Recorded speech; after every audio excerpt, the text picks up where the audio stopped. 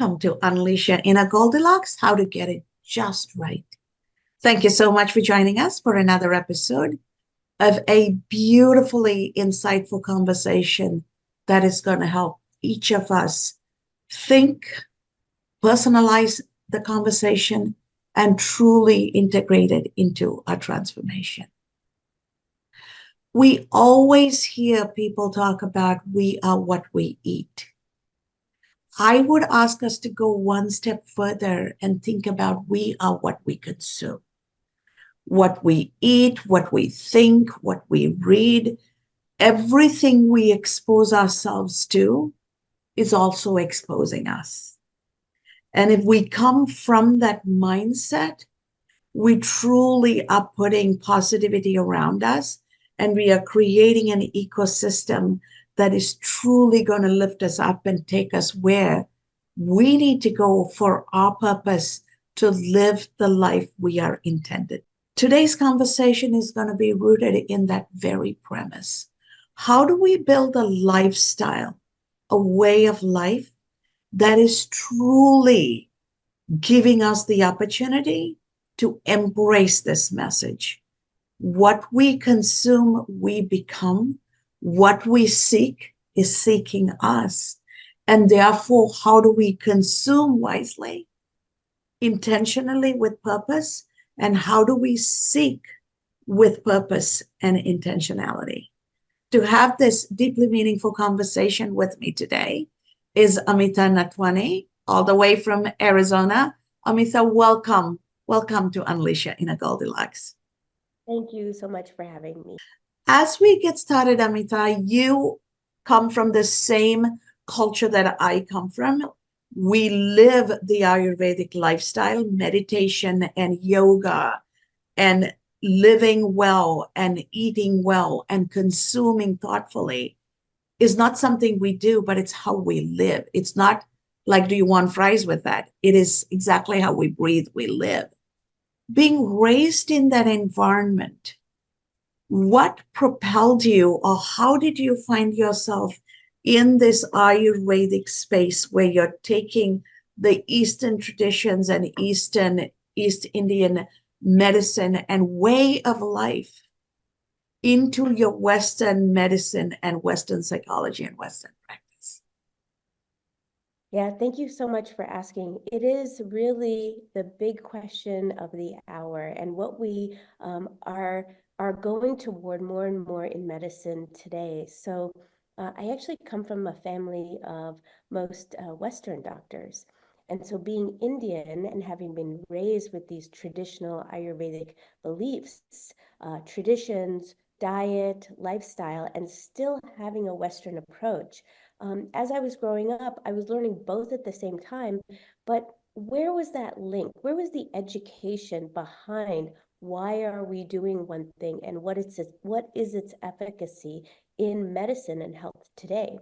And so as a young student, I chose to go into Ayurveda because I wanted to be able to talk about this from a perspective that could be understood both in Western medicine and also validated in Ayurveda. That is so beautiful. And I'm so glad that you used your exposure to triangulate to where you felt your purpose was. And obviously, being surrounded by both and living one and being completely introduced and assimilated into the other. What role did your mom play? I know your mom has a book. You have shared that with me. I absolutely love reading it and taking nuggets from it, comparing how my mother and my grandmother used to do those same practices. Talk to us a little bit about the power of growing up, not knowing why, but then taking it as norm, then reading the book and learning and then integrating it.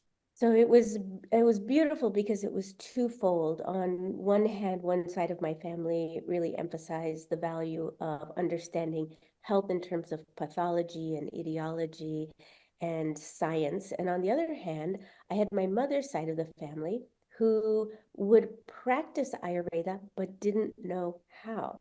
So when I went into school to study Ayurveda, my mother would continuously say, yes, this is what our Ba taught us. Ba means grandmother in my part of the world. And she said, this is what Ba used to teach us. This is what she used to do in the winter. This is what she would do in the summer based on what was available. So I started doing a little investigation to find out. And I had grown up with my grandmother on and off in India for years. And I remember her being very clear, you can't do that. You can't eat this. And we would say, why? And she wouldn't have an answer for it. But back then, it was a lot easier to follow a holistic lifestyle because if we are truly in tune with nature and ourselves and the way they interact together, then we will eat and utilize what is available in our environment at that time. And back then in India, you go to the market, you only get what's in season. And therefore, we know automatically that this is what's right for our body in this location at this time. So my mother moved to Canada after she married. And at that time, she took all of the concepts that her ba taught her and tried to integrate it into a Northern Canadian environment where very few vegetables that we had grown to love were available, and even the spices were not there. So she would travel back and forth, bring a few things, make some adaptations. So finally, when I went to Ayurvedic school, I really started to see what was happening and how it was that I grew up with the food that I did. I started to see why my grandmother advised eating the way she did.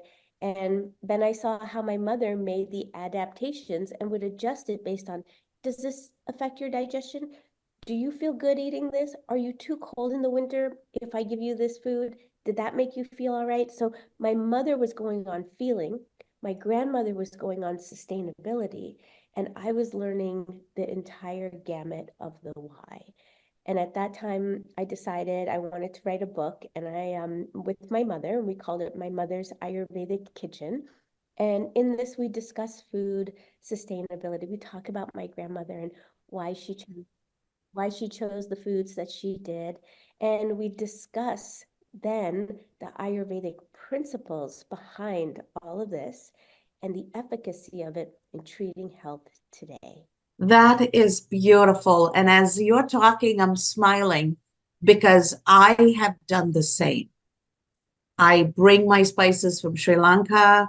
I get down what I can from Canada because apparently Canada has a better supply of Sri Lankan and Indian stuff than in the United States. And I also moved to Belize when my husband got cancer so that I can help him recover with food and the Ayurvedic lifestyle that I could do sustainably in the Caribbean than in Chicago. And in less than 2 years, I brought him into remission without chemo or radiation.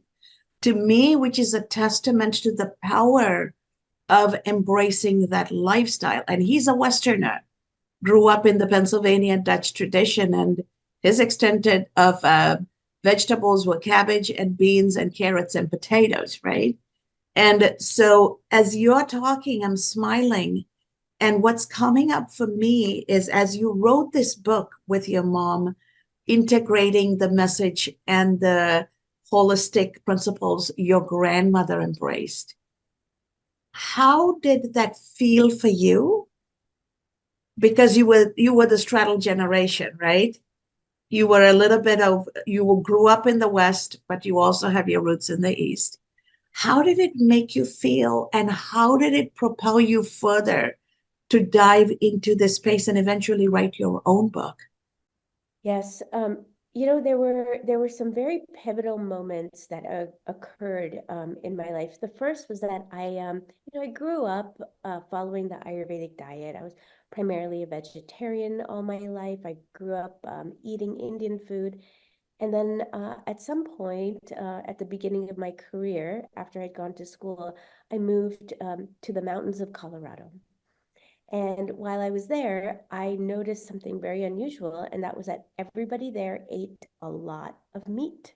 And so I called my Ayurvedic teacher in India and I said, this place is crazy. Everybody's just eating so much meat. And he asked me one simple question. He said, "What is the elevation?" And I told him it was over 6,000 feet above sea level. And he said, "Oh, yes, they're eating yak and goat." And I said, "Very similar. Here in the US, we have elk and venison and buffalo." And he said, "Absolutely, of course, because this is what's available in that environment." In that environment, you are not going and foraging for mung beans and fresh vegetables and fruits that grow more in tropical areas. So you have to adapt to where you live. And it was very startling for me at first because I thought, I can't eat elk and venison, and but I didn't know how to consume it, to prepare it. I didn't understand any of those things. And he reminded me also that it takes at least 3 generations for the gut biome to change over time. And therefore, because I come from a traditional Indian family who for 10 generations were vegetarians and only 1 generation had moved over, I still needed to embrace so many of those traditional spices like turmeric and cumin and coriander to make a part of my diet so that I could digest the food that I was getting locally here. And this is why, even when there's a disease or disorder, we say, well, then we should be able to eat everything that's in our environment and it should take care of us. But times have changed. We move, we relocate, we go to different places. And also, in traditional times, when there was a disease or a disorder, we would go across the valley, over the mountains, into the fields, and we would go and find other foods that could help whatever imbalance was occurring back at home. And I just want to bring it back to you, where with your husband, you were able to access all of the nutrients, the bioflavonoids, so many of the sustainable products that are in other parts of the world that have great efficacy in treating a particular imbalance. And you were able to bring that in and expose him to an environment and a climate that was more conducive to healing. And in this way, I realized that I need to start thinking differently. Ayurveda has a set of do's and do nots. But if you really dig deep into the texts of Ayurveda, you will see that we have to account for time and place. Kal and Desh is what it's called. And Kal is time, Desh is place. We have to account for those two in order to truly practice Ayurveda. And I'm not talking about just time in terms of age or season or time of day, but I'm also talking about it in terms of where are we in the world today? What have we done with our ecosystem? What is the nutrients that are available in our agricultural and our soil today? These are all the components to take into consideration.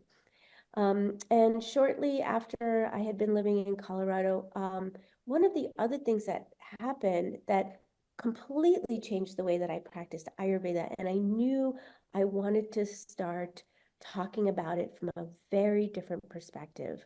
So I had a tragedy in my life, and my husband of 10 years suddenly passed away in a car accident.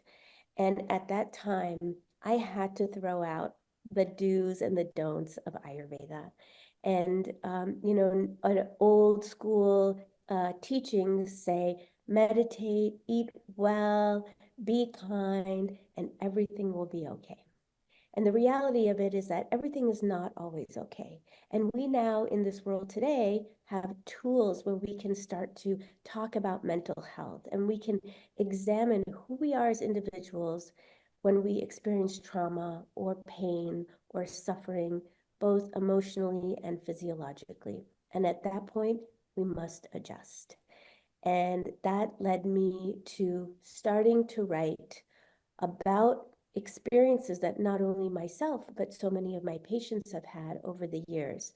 And I wrote a book called Ayurveda, Breaking the Rules Without Breaking the Principles.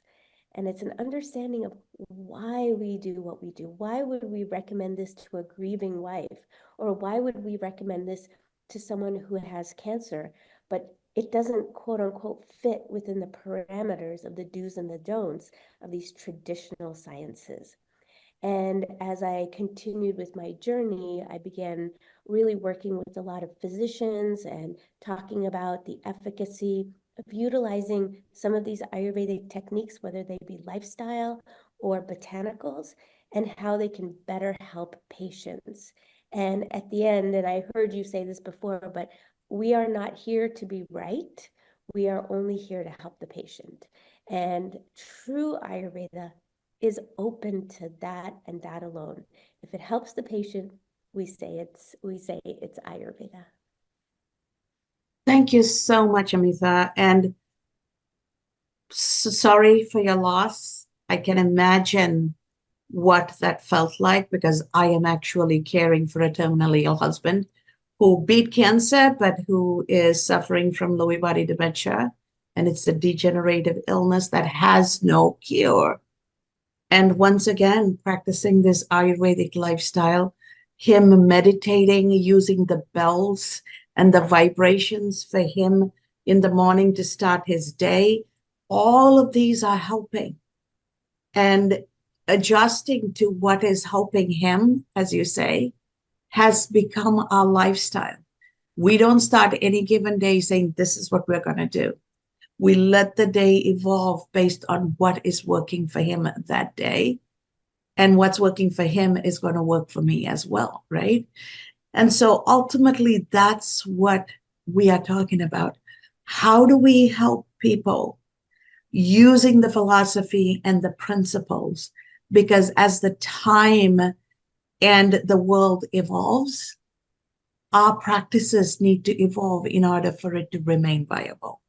Anything that doesn't evolve devolves and becomes extinct, right? I mean, that is basic premise of science itself. So I totally resonate with what you're saying. My question as I'm hearing you speak is I also know you teach. As you step beyond your practitioner world to educate and bring the East and the West together to give people options, because not one tradition is going to take care of all the needs. And the beauty of solutioning is in the perspective taking in the diversity of those different perspectives. How are you using it in the world of education and shaping the future generation's mindset towards health, wellness, and a good life? I am, first of all, very, very lucky to be in the world as it is today because I am only one person who's advocating for this kind of change. It's happening around us. More and more as patients become educated, it actually trickles into healthcare providers' clinics. And that desire for providers to want to learn about Ayurveda and other modalities increases. Had you told me when I first started studying Ayurveda almost 30 years ago, I would have said, if you had told me I was teaching Ayurvedic medicine in academia, I would have said you were crazy. I could not imagine that in a conventional setting, one could do such a thing. So today, there are many schools that offer Ayurvedic medicine training for healthcare providers. And I work at the Andrew Weil Center for Integrative Medicine at the University of Arizona. And I teach healthcare providers, so physicians, DOs, nurse practitioners, NPs. I teach them the fundamentals of Ayurveda and also have a post-fellowship program in medical Ayurveda. And I feel like it's critical that we walk into the world combining what we are learning together. So these physicians are not going to go through the 6-8 year course that most Ayurvedic doctors go through, but they are going to get glimpses of how they can take this knowledge and integrate it into their own practice. And I'm really an advocate for teaching this way because we cannot all be experts in every area, but we can be open-minded and well-educated enough to be able to convey to our patients when we feel that there are other modalities we'd like to offer them. And being able to practice that and being able to have that conversation with patients is critical. I would say 50% of my patients are afraid to tell their primary care doctor that they see me as a provider. And I encourage them to have the conversation with them because times are changing and more young physicians are open-minded and do not see that the old system of doing things isn't working anymore. Um, we still have all of the modalities available to us through Western medicine that are critical. I'm so sorry. um, we can still utilize Western medicine and its modalities. They are so critical in emergency care and other areas that we need to be able to access this kind of technology. But overall, the whole quality and understanding of preventative care and maintenance of health is not a component that's generally taught in medicine. So these old systems of health are available to all providers in any way that they would like to learn about it to see how they can integrate this in and help their patients have better quality of life. Thank you. Thank you so much for the work you do, Amita, because healthcare is ultimately about prevention and wellness, not getting sick and being treated for the rest of our lives, right?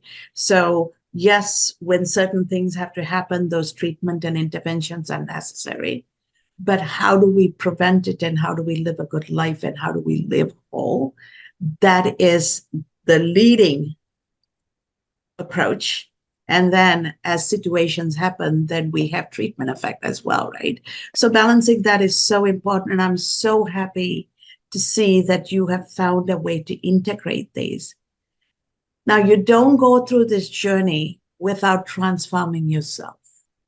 So I want to take a moment and talk about what have you learned about yourself and how have you transformed throughout this whole journey, because it has been a lot. I thank you so much. I so appreciate you asking that question. And we healthcare providers, we don't turn that camera back to ourselves as much as we really should. Um, you're right, it has been quite a journey. There are so many things that have changed for me, and every day I become more and more grateful for them. When I first started practicing, I wanted to practice good medicine. And although that is still something that I want to do, I think what has really transformed within me is being able to see such a wide variety of people with ailments um, and emotional, mental, spiritual transformations happening within them. It is each of our patients are just mirrors for us. The healing process goes both ways, is what I say. Um, I've changed completely in not only the way I practice medicine, but the way that I interact with the world. And that is now I do it just simply to provide a space where others can heal. It's no longer about necessarily going full at it to fix a problem, because at the end of the day, we really all need to just be heard. And that is something that I just don't see in my patients at all. And I've learned that I need that for myself too. Um, and on a true, honest note, I've had to learn how to ask for help. When I'm asking others to do it, I have to show up as well. And when I do, I celebrate it, because when we as healthcare providers, when we can reach out and say, I also need the same help that I'm offering others, we know that then the whole thing has come full cycle back on ourselves again. And our job is not to change the world. Our job is to be within ourselves and unfold ourselves into the highest place that we could possibly be. And then our cup can be so full that it runs over. So my work no longer is work, but it's something that just inherently drives me to want to leave the world in a better place, not out of desire to change or achieve, but just simply because I feel the suffering too. And I would like to help others just as I would like to be helped. That is so moving and so powerful. Thank you so much for willing to be vulnerable and share that, Amita. I sincerely appreciate you. I would love to open this up for conversation with our live audience. But before I do that, I want you to do two things. Share the title of the book that you wrote and published, and also how people can get a hold of you. So the book I wrote with my mother and grandmother is called My Mother's Ayurvedic Kitchen. And the new book that I wrote is called Ayurveda, Breaking the Rules Without Breaking the Principles. And each of these are available on Amazon. And you can also reach me directly on my website, amitayurveda.com. And there you'll have a plethora of ways to either reach me, read about my journey, my experiences, articles, understand what it is that I do in my practice. And then also I do lead a grief group. I wrote a book called Peaks and Valleys early on, and it's 8 short stories about the journey I went on after the death of my husband. And it's just a really simple little book and a reminder that when change happens, we can find our solace within. Thank you so much for that deeply, deeply moving update. Thank you so much, Amita. I would love to open this up. And Dr. Menon, we have a physician in the room. Go ahead. Hi. Thank you. I'm so glad that I managed to find a little time to get on this today. Um, I just got off the phone with my dad, who was diagnosed with colon cancer last year. He's 90 and he went through a surgery, and he went for his 1 year checkup, and we're waiting for the doctor to come back. And I was asking him, I was just on the phone today with my mom and dad, and I was asking them, so how do you feel, this, that, the other, and just trying to gauge where they're at, what they want. And my dad said, I don't want chemotherapy, maybe Ayurveda. And I log on here and you're talking about Ayurveda and everything else. And so I don't really have any questions. I'm just happy because as a physician, when I was going through medical school, it was very allopathy and naturopathy doesn't mix, and like you can't do this, you can't do that. It's either this or that. And it's nice to be at a time where there is these merging of cultures, where the Western medicine is open to the Eastern side of things and the spirituality and the natural parts of health, our body, our mind, and our soul, and treating patients as a whole. Um, and I'm hoping that by doing that, we heal as physicians as well, because I think that's what's been missing in medicine, or it's going out. It was going out of favor. So thank you. Thank you. Thank you so much for sharing that. And, you know, I, if I would add one more thing that lends to what you just said is, Mhm. as we heal ourselves, we also really need to, cut ourselves some slack.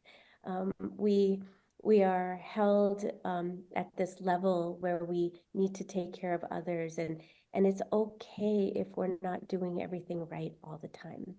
And that's something that is, I'm saying it not because I'm saying it to you, but I have to tell myself as well.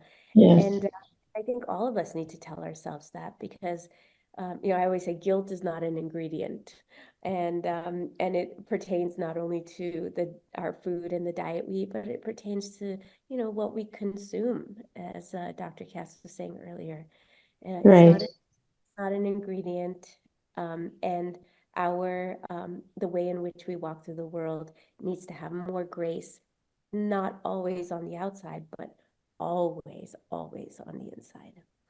Right. Yes.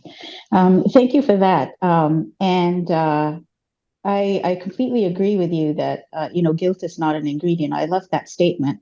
And through the pandemic and reading about burnout, I came across this word that always resonates with me, which is maladaptive perfectionism. Mm. And there's so many times in my day now when I stop myself and ask myself, wait, is this, and letting go. And that helps with the grief a lot, recognizing that part of us that makes us good physicians, that makes us good humans, that makes us good moms, makes us good sisters, wives, and everything else. The maladaptive perfectionism. Yeah, excellent term. I love it. I will be using it. Thank you. You're welcome. Thank you so much, ladies. Thank you, Dr. Menon. Thank you, Amita. Okay. Robin, go ahead. I know that the time is very, very short. Fabulous interview. I loved where you talked about we have to take into account time and place. And I love the title, Breaking the Rules Without Breaking the Principles. Oh my gosh, that I'm definitely getting that. And so how do you help people who might be a little bit suspicious of, Eastern medicine or something that's not traditional? How do you help them ease into the notion of, well, why don't we just give this a try a little bit? For sure. We all do this, right? We just meet people where they are. And it could be a whole gamut of things. Sometimes it's evidence-based medicine. Sometimes it's double-blind, placebo-controlled studies on the efficacy of a particular herb. Sometimes it's religion. Sometimes it's experience. And at the end of the day, what it really comes down to is, when people are seeking change, they're seeking it because whatever they're doing is not working for them. And if I am a last resort or holistic medicine is a last resort, I say, great, at least there was a last resort, at least there's an opportunity for this. And, I've had to learn to adjust as well, having a little bit of training in Western medicine simply because of my family. Funny story, I would, go to school to study Ayurveda, and then on my vacations, my father and some of my other family members would then hand me books on pathophysiology and etiology and ask me to combine and give them a presentation on what I learned during the semester and how it pertains to the Western approach to anatomy and physiology. So I've had to really learn to adapt that way. And then also, I'm not here to push an agenda either. There are times where intervention is the solution, and really what it comes down to is I ask the patient, what are they looking for? I'm very lucky because it's not just me, right? The world is changing, and we have physicians now who want to learn about this from the ground up, because they know that they need this education to help treat their patients better. Beautiful. Thank you. Thank you so much for this deeply, deeply engaging conversation and amazing questions coming from our live audience. Amita, I appreciate you making the time to educate our audience and impart your wisdom. And we cannot wait for our audience to continue to listen, read your books, and engage with you and seek what is good for them in a way that is going to help them. So thank you for all you do, and we wish you all the best. And we invite you to come back and join the Goldilocks community any given Saturday. We are here, we're having different conversations, and we are a community that lifts each other up and amplifies each other's message. So let's continue to do that so that we each get things just right. And for our audience out there, you heard Amita talk about how do you evolve with time and how do you embrace new ways of doing without throwing the principles out. We can do both. We can walk and chew gum. And remember, targeted treatment for intervention is necessary at the point of crisis.